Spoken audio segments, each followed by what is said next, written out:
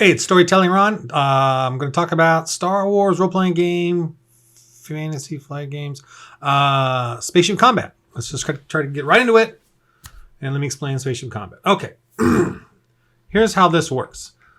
This is the vehicle sheet from. You can find it from on Flights Fantasy. Maybe I'll do some links and stuff. I don't know, but I Google searched. I found all this stuff different, and I really appreciate people putting this stuff up on Reddit, on their own blogs, and me finding handy dandy stuff. Okay, so this is the vehicle sheet that you can get from Fantasy Flight Fantasy, whatever, to for the ship. So every ship has a silhouette. So a 1 is like a speeder bike, and 5 and above is like the Corvettes, and the Star Destroyer is like an 8 or 9 or something like that. And like a Millennium Falcon, the YT 1300 freighter, the YT is like a 3, I think. I'm going to show you that in a sec. Or the other version of the freighter. But anyway, so that the silhouette, what it matters for the silhouette is that's actually for shooting. What difficulty it is to shoot, and basically, when you roll to shoot, it's based on the silhouettes. So if the ships are the same size, you're going to use the difficulty. Your skill is obviously based on the ability and proficiency dice, but the difficulty is going to be just based on this dice. So if the silhouettes are the same or within 1, like if it's a 1 and a 2, the sizes, like a speeder bike versus a truck or whatever, something like that, then it's going to be that's the average. So it's going to be 2 difficulty dice, okay, to hit. That's it. So that's it. That's how kind of simple it is. If you're larger by 2 silhouettes, and the ship is smaller, then it's going to be 3.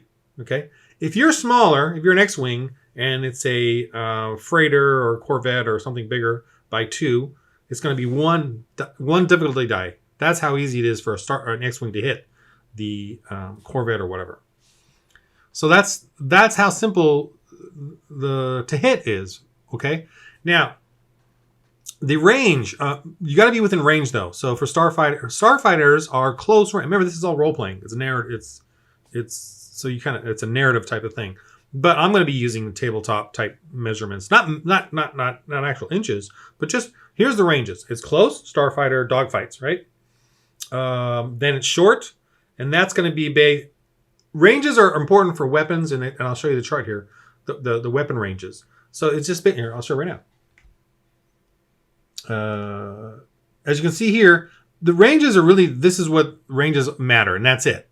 So you have to get like a dogfight, TIE fighters and X-wings.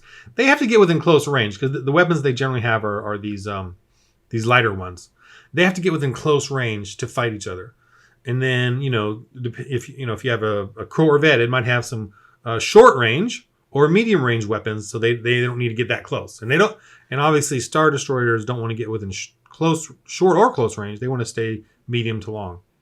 Okay, so the range only matters really for weapons and hyperspace, which I'll explain in a sec. But that's all it really matters for is just the range of the weapon. Okay. So you got so to fire, to hit someone, it's based on comparisons of silhouettes, and it's really just simple. 2 for the same size, obviously 3 if you're smaller, and it's 3 if it's smaller than you. I'm doing it based on your point of view. It's 1 if you're small and they're big, right? So that's it. You know what I mean? Obviously, it gets a little harder if you're bigger and they're small. So a Millennium Falcon, I do believe, will be 3 to hit a TIE fighter. So I'm going to be kind of using the Star Wars the chase scene where the Millennium Falcon and the 4 TIE fighters. So so for Luke Skywalker to shoot and Han Solo to shoot and hit the TIE fighters, it would be 3 difficulty die. Okay, because they're speeding around, zipping around, and they're smaller and they're faster. Now. Speed. What does speed matter? One, it matters is the chase, to get within range. As you're chasing each other, and you can each do like a thing to see how fast you are and how far you get. And the freighter, the Millennium Falcon, and those type of freighters are only speed 3, and a TIE fighter is speed 5, so it's going to catch up at some point. And they have a boost. They can do a boost action or maneuver, so to try to get even faster and get in closer. So speed matters for range, And it also matters for just doing a couple of maneuvers, especially gain advantage. And gain advantage is, and I'll get to that real quick, is a maneuver to try to gain advantage to your next roll, the next turn where you shoot or whatever. So I'll talk about that in a sec. Handling is adds some boost die here. These boost die, so a little extra bonus or penalty for piloting. So like when you want to do something like gain advantage or what else? Well, we'll get to that right now. Well, and by the way, there's shields. So shields will absorb. All shields do. Sorry, is give setback dice to anyone trying to hit them. So that's all they do. So in smaller ships, it'll just be a front and fore and aft. In larger ships, it'll have all four sides. But in like a Millennium Falcon or a Y-wing, it's only front and back, and that covers the sides as well. But you just decide whether they're in the front or the back. And obviously, so for gain advantage, if someone uses their gain advantage, they can try to get around the shields by going in the opposite side of the shields to try to avoid having that setback dice. Armor will take away from, like soak, it will take away from the actual damage done by the weapons. And I'll go back to the weapons. So the weapons here, we'll just do laser cannon light does 5 points of damage to your ship if it hits. And then the armor will absorb, depending on your armor rating, will absorb some of that. Hull trauma and system strain are obviously your hit points, and your system strain is, that other thing, which is it's fun to have too. So you can see whether your ship just, it's not destroyed hull-wise, it's destroyed electronically. Engines just go out. It's not, you don't explode, but you're dead in vacuum of space, floating there, and now you're going to get captured. Okay, so here are the action. This is what you can do now in a turn. First, obviously, everyone does initiative, right? You all roll initiative. The TIE fighters roll initiative. You your pilot, you guys all roll initiative. Let's just say that it's the way it happens is every other. So let's say there's 4 of you players and then 4 TIE fighters. And let's just say every other, right? You guys win, they win, you win, you win. Okay, so I roll the initiative for all the TIE fighters. And remember, when you win, you get to decide who goes first in your 4 slots. And my 4 slots are here. You get to decide. The pilot can go first, or maybe the navigator gets to go first, or however you want to do it. Or the gunner goes first, whatever. You guys get to decide who goes first, second, and third between my TIE fighters. Anyway. So within that, here's the showing you what you need to hit. So based on silhouettes. So obviously the same size as 2. If you're small and they're bigger, it's just a 1, and it goes up changes from there based on size silhouettes. So you have a maneuver and an action in combat. Just a maneuver. Maneuvers don't generally need a roll. You just say you're going to do that. Accelerate, decelerate. Your speed, getting in closer. You don't need to roll for that. Now, evasive maneuvers, you just say you're going to do an evasive maneuver and you get it automatically. So you got to familiarize. I'm not going to go through them all, but you got to familiarize yourself with obviously the maneuvers and what you want to do. An assist, that's cool. And aim. You spend one round with your gunner. He's just going to aim this round, so he can get a little boost to his next shot for the next turn. Oh, maneuvers. Yeah, so if you're sitting in the gunner thing, you can do an aim and then do a fire, which is what an action is. So under actions is the main thing. Now, in a turn, you can do 1 maneuver or 2 maneuvers. It's kind of like D&D, where you can do 1 maneuver or 2 maneuvers, or 1 maneuver and 1 action. Okay, so that's how that works. Okay, and you can see here plot cores, co-pilot. These are a lot of cool things here, where different players besides the pilot can do things in your ship. And let me get to that. Oh. Yeah, let me get to that real quick and show you. I just want to show you. I'm gonna be going through this here in a sec, but I want to show you it's really cool. If you have, this is the one up from Millennium Falcon. This is the YT 3400 or 3000. The Millennium Falcon is the YT 1300, I think, freighter. And I just found this map to be a little more cooler to look at as far as the interiors and stuff. And I found it, Google something. But obviously, there's going to be a pilot. You're going to have a co-pilot. You could have probably have one of your players is going to be the mechanic, and this is all these players can act within this spaceship combat sequence. And then you can have a gunner or 2 gunners. This ship just like the Millennium Falcon has a gun on the top and the gun on the bottom. So you can have, so this is literally four to six players can be doing things, and you can have a number of mechanics, not just one. I'm gonna do that. Mechanics trying to fix things. A little less there. Gunners, okay, and you could even have a second co-pilot actually. So I should probably put a little less there, depending on what what their skill sets are, and then what they want to do during this crazy little fight sequence. Okay, so let's go back to the. So that's really cool. I'll do this one in a second. So obviously, so I'll go. So you got the silhouette that determines the difficulty in shooting, the speed, and determines the range, where you guys are in relation to each other, the range, and then also a couple of those in action like gain the advantage and stuff will factor in speed. Handling will add to the pilot's him trying to do things. Okay, and then so these are the actions, right? And what's cool. So obviously, let's say you're trying to hyperspace out of, you're trying to get away. Now, I looked this up and there's no direct info, and I've looked at all 3 core rulebooks about hyperspace limitations as far as how far away you need to be from something to hyperspace. And I'm going to ignore Force Awakens. I'm just going to use the old versions. And then how long it takes once you successfully do it.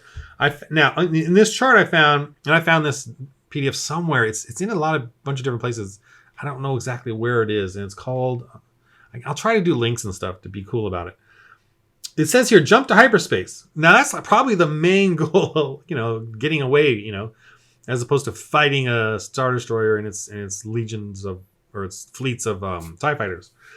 But on a success, the ship jumps to hyperspace in a number of rounds equal to its silhouette, reduced by 1 per success. So that's cool. I don't know where that rule is in the core rule books. I couldn't find it. I don't even see jump to hyperspace, that skill, that action choice. But whatever. I like it. So there it is. Obviously, you can fire your weapons. That's the gunnery skill. You can do spoof missiles, which is the if you have any deflect flares or countermeasures. Gain the advantage. That's the pilot. So he's going to try to, for one turn instead of on an action, he could try to. And I wouldn't recommend doing it in most cases because especially if you're a freighter, what kind of advantage are you going to get against a TIE fighter when you try to gain? So that's really X-wing versus TIE fighter. That's what gain the advantage would be there. You guys fighting for the advantage. So that makes sense there. I like the scan the enemy, especially if you're going like freighter versus freighter, because then one of your co-pilot or droid or whatever can scan the enemy, determine where the shields are, or I would even say if they do it successful and you're not concerned about shields, you could roll to hit their hyperspace drive. You get like a little bonus to hit their hyperspace drive. You can that kind of thing where you can. It's based on getting a critical and being able to choose what damage you do. So you gotta kind of have to be familiarized with those rules. But scanning the enemy is kind of cool because you can do things to figure out what the ship that you're going up against is. And obviously, the most apparent one is the shields thing. Like what shields? So I want to gain advantage and try to get behind and get the shields. Okay, roll. Boost shields. That's a cool one. That adds a system strain, gives you a little more shield. Jamming, that makes sense. If you're going up against chasing a smuggler or they're chasing you and you got to jam them so that they don't send out whatever the story is. Slice the enemy systems. So in this scenario where you got the freighter and the 4 TIE fighters, the co-pilot could try to slice one of the TIE fighters and mess up their guns. So that's possible, or what I mean, or mess up their piloting. That's kind of cool. Manual repair is very important there. This one's manual repair. So as the TIE fighters are shooting and doing damage on you, the 1 or 2 mechanics can run around and try to repair things in each turn. And the whole damage though is limited. I think you can only do. It says here 1 per combat. I think that's the case, or 1 per turn. I'm not sure, but the whole trauma is limited. How much you can actually repair while in combat. And you need to go to a spaceport place to actually repair the hull because it's like a physical exterior type of thing. So there's that. I guess maybe you have a droid though that could go out and repair the hull. That I would accept to a certain degree as well. Maybe they get 2 points they can heal or do, or maybe if you have hull repair as part of your storage, as part of in your encumbrance of the ship, you have hull repair 1, hull repair 2, hull repair 3. Materials that, and you have to have an exterior droid that can do this, maybe with some arms or whatever. But so if you have something like that already, done, then you can do that. And there's also another thing where if someone rolls a triumph or their destiny points, they can use, and they can say, "Hey, we got this whole repair stuff. There's a cool thing in there where you can use a destiny points like inspiration. You can use a destiny point, and the players can say things that we did preload the ship with some hull repair parts." But I would tell the players, make sure when you use these destiny points and do this, really play it out. Like, oh my gosh, I'm so grateful that we got this hull repairs, 3 or 2, well, 1. I would say 1 per destiny point. And we can repair the hull outside. Now you obviously get a free one automatically because of the thing, but then you can get an extra one. And I'd be like, and then they say, we're using a destiny point. I'm like, okay, fine. You know what I mean? You can do stuff like that. And that goes for anything too, not just hull repair. It goes for breather masks. Oh, thank goodness we packed our breather mask for this poisonous air. I'm going to use a destiny point for that. Okay, it's make that mess. Anyway, so you can do stuff like that with destiny points. That was a digression. I digress. Okay, so that's all these things that you can do within a turn. Each player has an option, maneuver and a turn. Another maneuver, obviously, is running around the ship. You got to get to here. You got to get to there. I would say one maneuver can get you anywhere in the ship. To go help them do this or go back and do that. And when you get shot at, you're going to get a critical, and you're probably going to get specific damage in specific areas. So one of the mechanics would take a maneuver to get there and then roll their repair stuff. So that's kind of cool as well. Yeah, and a gunner's shooting, and then maybe their gun gets shot, and the mechanic got to run over there, for a maneuver, and then do the fix. I might even add a little difficulty setbacks to that because of the the movements, and I mean I know there's gravity, but still, getting shot up. So there's that. All right, so let's go now real quick to really explaining the combat even a little better, maybe. So here's the scenario that they're trying to get away. TIE fighters are coming after them. So let's say there's a Star Destroyer. There's a planet, a Star Destroyer with the TIE fighters and the ship. He's coming out of the planet because they got this smuggling, illegal stuff. They got to get to extreme range of the planet, out of the gravity well of the planet, to do the hyperspace. Even calculating it. Because I feel like if you calculate within a gravity well, it's going to mess up your calculations. Okay, so that's how I would do it. And they got to get up to that speed to get moving. And so there's a speed chart here. Where is it? Yeah, here, this one. To show you they can get. These freighters can get up to speed 3, I believe is what I wrote down there. Speed 3. Yep. So they're not. See, as you can see, the TIE fighters are speed 5. So they can get up to speed 3 and try to get up, and they're trying to get to long extreme is outside of long, by the way. So as you can see, the ranges here: close, short, medium, long, and extreme. So that's how many maneuvers it's going to take them to get, out there. At the same time, there's going to be this Star Destroyer that's, I would say, at long range, and they're going to release those TIE fighters really fast. I'm just going to play it that way. They're coming out now. And they're gonna punch it and take. First, they get a free, obviously 0 to 1. They get that for free, obviously, and then they're maybe maneuvering in a little closer. They also can punch it, and that's gonna take 4 strain off of their ship because they're gonna punch it from 1 to 5. 1, 2, 3, 4, 5. Yeah, so 4. So so they have a strain of 8.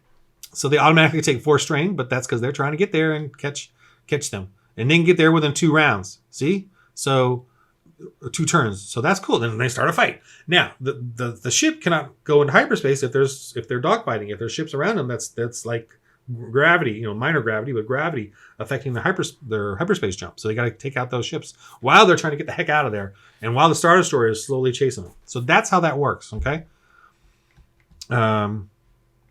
So that's the chase part of it. Then they got to fight them. Now they have dun dun dun dun. I should probably add the music at this point. The cool music where they start fighting. Anyway, so obviously you got she got shields. So these are 1-in-1, so they're perfect. If you feel like they're behind you and you want to switch the shields to the rear, I would say for the first round, you could do that because they're going to fire at you in the first round. So see, that's something that one of the guys can do. They can switch the aft one to the rear, at least for the first round. That when the TIE fighters get in range to start firing, because I'm assuming they're all going to fire at them from the rear. That makes perfect sense. So they could do that. Armor is 4. So if they do take any damage, it'll be 2 at a time here from them if they do successfully ever hit. And these have what's the difficulty of them hitting them? It's silhouette 3 versus a 4, so it's just 2 difficulty for the TIE fighters to hit them. Now, if they're piloting really fast, doing evasive maneuvers, the pilot might be doing evasive maneuvers, so that might add another difficulty to everything, to being hit and for the gunners to shoot at them. Okay, with these dice here, the difficulty dice. So that's it. I mean, really, that's it. Look, the hit points are 25. So they got to get him down, or the strain. And this, okay, oh, yeah, let me do one more thing with the strain. So whenever they roll, whenever the pilot or the gunners roll, they could get some advantage triumphs or some threats and despairs in their rolls, right? So the basic thing, advantage here, is you recover a system strain. You add a boost to your, whatever your next skill roll. You can give it to another player too. Inflict a critical hit with a successful attack. Yeah, so when you're shooting something and you get some advantages, that turns on the critical hit, obviously, and with a triumph as well. And so that's pretty basic. And also, these are all just suggestions, really. Even though there's, they got the debris field. These are all, so as a GM, you can kind of decide what you want to do, and you can just familiarize yourself with this. But then just in the game, if you just want to keep moving, just stress points. I mean, yeah, system strain points. Just do that. Positive or negative. Boost or setback dice. Just do that. Positive or negative. Boost and setback. And then if you get a triumph, it's critical, or it's just the weapon malfunctions and you got to get it repaired. Quick, easy repair, but it takes a turn. The mechanic got to get there. Just simple stuff like that. And if it's a despair, that's a despair, by the way. And if it's a triumph, that's obviously damage or just whatever. You can give it 2 boost die, or to one person, one to the other, or whatever. Just keep it simple and keep it running. Whatever you're familiar with in here that you want to use and you like as a GM, stick with just those bits, and that's it. And same with threat and despairs when those dice roll results. So as you can see here, again, I think we're really done because he's only got 6 hit points, and they do have a armor of 2, so they have no shields. So they're going to do 4 hit points of damage per shot, and there's a good chance they could do some criticals and automatically destroy the TIE fighters. And linked one is obviously that additional little factor, which and there's a lot of the weapons will have things like that. Let me look at it real quick and I'll read it or explain what that is. Okay, so linked is that's linked one. So if you get 2 advantages to your shot, you can then use it on the linked one, and it doesn't double damage. It does another damage, to the. So you have a potential of doing 12. Now it's and plus any successes. Successes. So if let's say you did 1 success, that would do damage 6. Oh, if you do 2 successes, sorry. So 2 successes would be damage 6 plus 1, so 7. Okay, because you need 1 success to do it, and then any extra successes will add to that damage. So 1 success, damage 6, and 2 successes. It would be damage 6 plus 1, so it's damage 7. But if you get some advantage results in there, the secondary stuff, you can use it for that. Not for a critical, but just for the extra that you could spend it on a critical, or you could spend it on the linked one, which means 2. The 2 barrels hit, and so that means 14 damage. 7 and 7. Boom! I think the TIE fighter is out. Okay, so that's what that linked means here. But so does the TIE fighter. Has the same thing. They have a linked, so that's going to be some damage right there. Okay, so yeah, there's that. All right. So I hope this was helpful and made you get it's a little tricky. All right, I'm done with the tutorial. I'm just going to blab now. It's a little tricky. The rules are everywhere. The one thing I'm a little irked about is that when you go to find a rule, it has like a bunch of descriptive stuff, and you got to go to the last paragraph to really get what's the rule.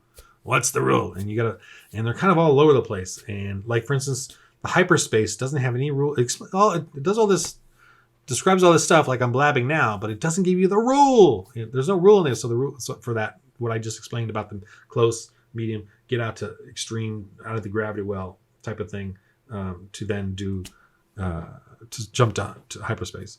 So that rule is lacking. And you know, again, keep it simple. Use what you think makes sense to you. And I'm trying to do this for myself and for anyone else out there that wants to learn via the way I babble on about it. But now I get it myself, and yes, I'm still a new GM to Star Wars RPG. I'm 52. I'm 48, 45. I started like 8 or 9 or 10, whatever.